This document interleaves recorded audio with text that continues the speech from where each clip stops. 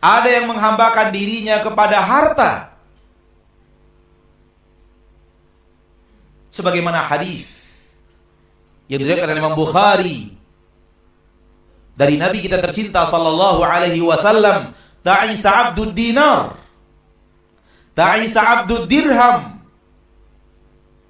Celaka hamba-hamba dinar, celaka hamba-hamba dirham.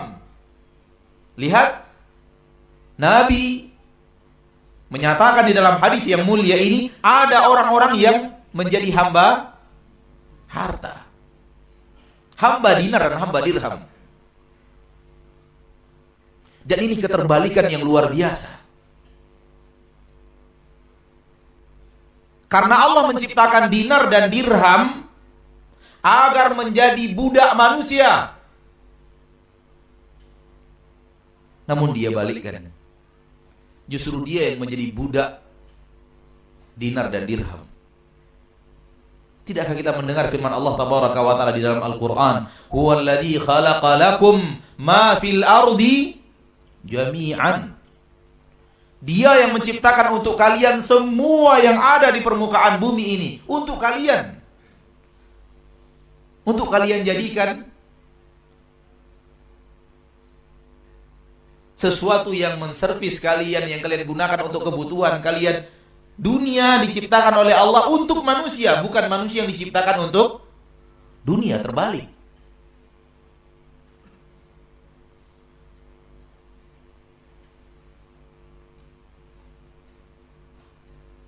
Di dalam Al-Quran Allah mengatakan jangan menjadi hamba matahari.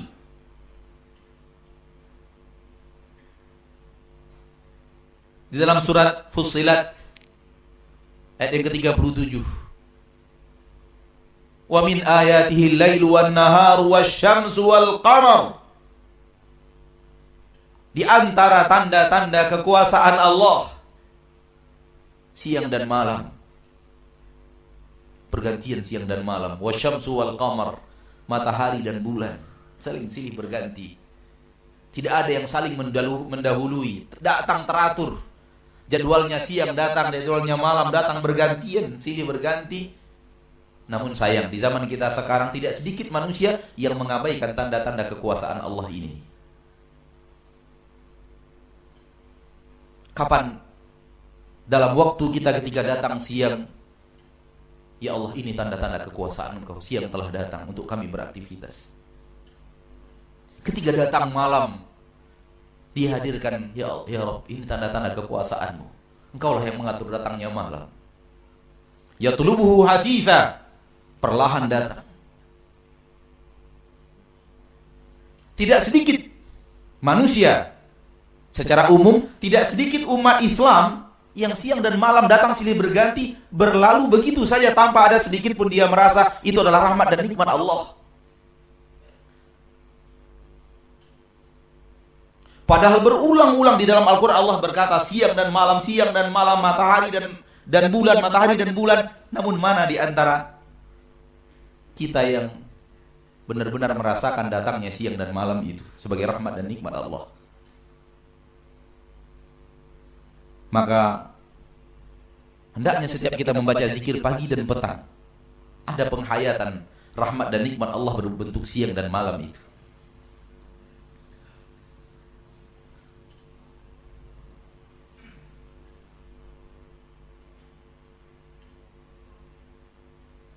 Lalu Allah katakan, la tasjudu lisyams wala lil qamar. Jangan kalian sujud kepada matahari. Jangan kalian sujud kepada bulan.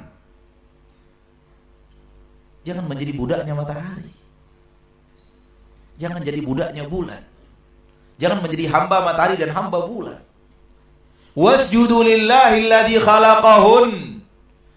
Sujudlah kepada Allah yang telah menciptakan mereka. Ditunjukkan kepada kita, kepada siapa kita harus sujud, kepada siapa kita harus menghambakan diri.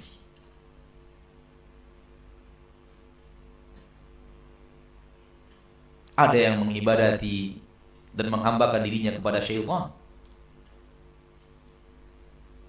Oleh karena itu Nabi Ibrahim berkata kepada ayahnya tercinta, "Ya abati, la ta'budi syaitan."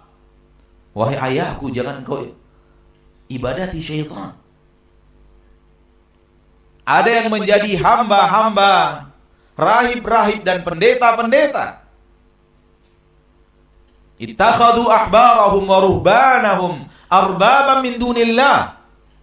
Mereka jadikan rahib-rahib mereka, pendeta-pendeta mereka ilah, Rabb selain Allah.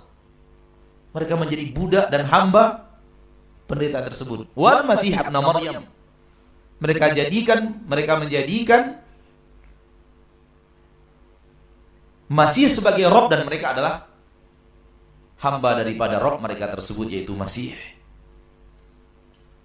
Padahal Masih hamba Allah.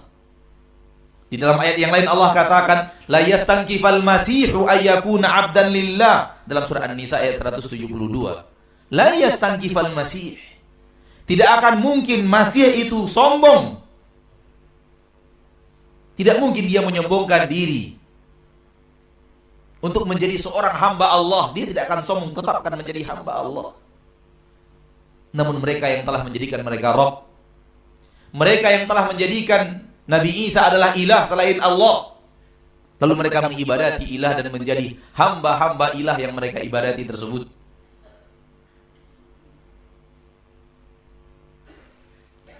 Kita ingin mengatakan, kalau kita tidak mau menjadi hamba Allah, kita pasti menjadi hamba selain Allah. Itu pasti. Karena di dalam fitrah kita harus menghambakan diri. Kita terlahir sebagai seorang hamba yang memiliki fitrah, aku adalah hamba. Oleh karena itu lihat, yang tidak mau menghambakan diri kepada Allah, pasti menghambakan diri kepada selain Allah. Silahkan dia pilih. Ada yang mengibadati, menjadi hamba untuk matahari, seperti yang tadi kita katakan, untuk bulan, untuk bintang, untuk sapi, untuk api, untuk batu, untuk pepohonan, untuk kuburan, untuk wali, untuk nabi, untuk malaikat.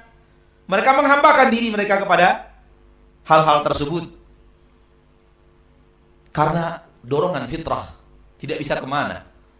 Saya hamba dan akan menghambakan diri.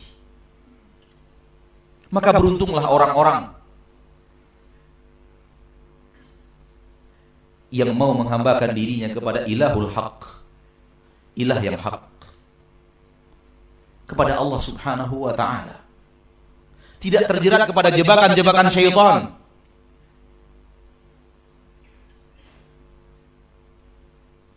Dan untuk itulah kita diciptakan, agar kita menghambakan diri kita kepada Allah, agar kita menjadi hamba Allah.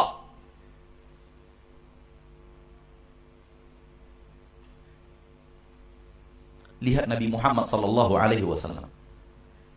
Rasul kita tercinta sallallahu alaihi wasallam menjadikan kalimat hamba Allah itu adalah pujian terbaik untuk beliau.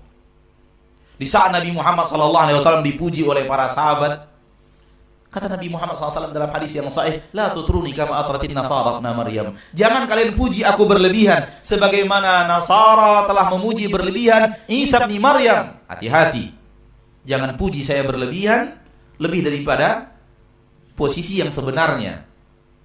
Jangan seperti kalian menjadi seperti pengikut Isa bin Maryam yang telah memuji Isa bin Maryam berlebihan.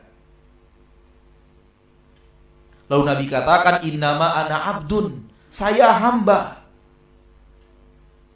Lihat Nabi Muhammad memandang kalimat hamba adalah kalimat pujian. Kenapa tidak? Abdun, saya hamba. Faqulu, cukup kalian katakan Abdullah, hamba Allah. Cukup. Karena itu adalah kalimat paling mulia. Kenapa kita katakan paling mulia? Karena kalau tidak mau menjadi hamba Allah, menjadi hamba selain Allah. Sampai ada yang menjadi hamba hewannya sendiri.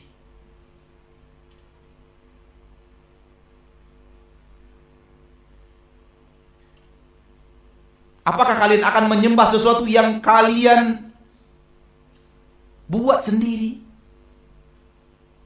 Kalian yang memahatnya kemudian kalian jadikan dia ilah kalian. Afala taqilun, tidakkah kalian berakal, kata Nabi Ibrahim kepada kaumnya.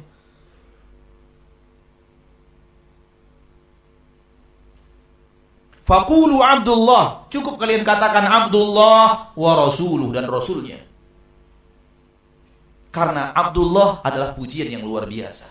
Oleh karena itu di dalam beberapa ayat Allah memuji Nabi Muhammad dengan sebutan hamba Allah. Dalam ayat yang sangat masyhur di awal surah Al-Isra, Subhanalladzi asra bi'abdihi, Maha suci Allah yang telah memperjalankan di malam hari hambanya.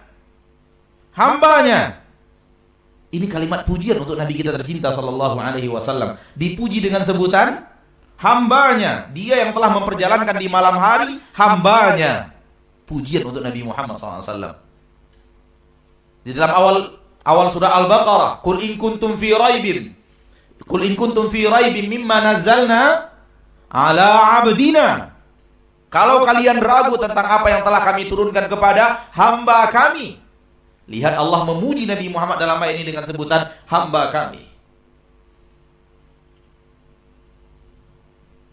Thumma dana fatadalla fakana qaba minhu qausaini aw adna fa auha ila 'abdihi ma auha.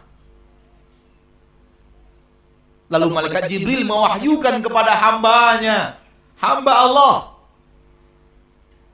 ma auha, apa yang ia wahyukan ketika itu. Maka hamba Allah adalah pujian. Karena dia adalah derajat yang paling tinggi dari derajatnya manusia.